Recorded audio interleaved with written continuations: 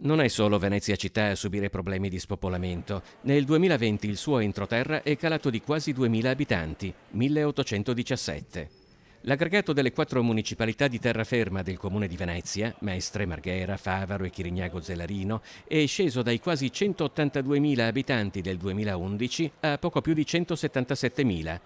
Non si tratta di un fenomeno drammatico come in Laguna, ma considerando che la popolazione degli altri principali centri del Veneto continua a crescere, se non altro di un campanello d'allarme. Alberto Sperandio è tra i promotori del gruppo Facebook Mestre Mia, forte di quasi 13.000 membri, le cui opinioni non hanno certo valore scientifico, ma offrono se non altro il polso della situazione in città. Quando la città si spopola, gli argomenti sono sempre quelli, cioè o non piace la città, o è diventata pericolosa, o ci si sposta per lavoro, o ha perso di attrattività, per esempio. Io credo che per esempio Mestre abbia perso molto in attrattività.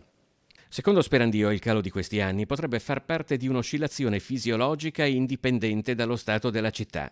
Certo è però che, nel corso degli anni, strade principali di Mestre, come Via Piave e Corso del Popolo, hanno subito un radicale cambiamento. Via Piave lo sappiamo, per la storia infinita dell'eroina gialla, per i morti che ha fatto, per tutta una serie di circostanze molto difficili che diciamo sono parzialmente terminate per poi riprendere quando c'è stata la grande retata di Via Piave.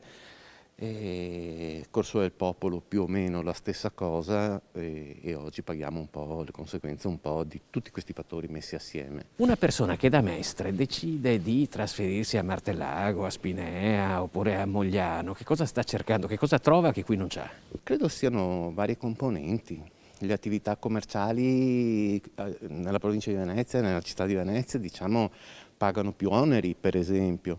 Chi ha un'attività commerciale e si trasferisce poco poco fuori del comune di Venezia ha già lì un grande risparmio. In alcuni casi arrivava anche il 60-70%.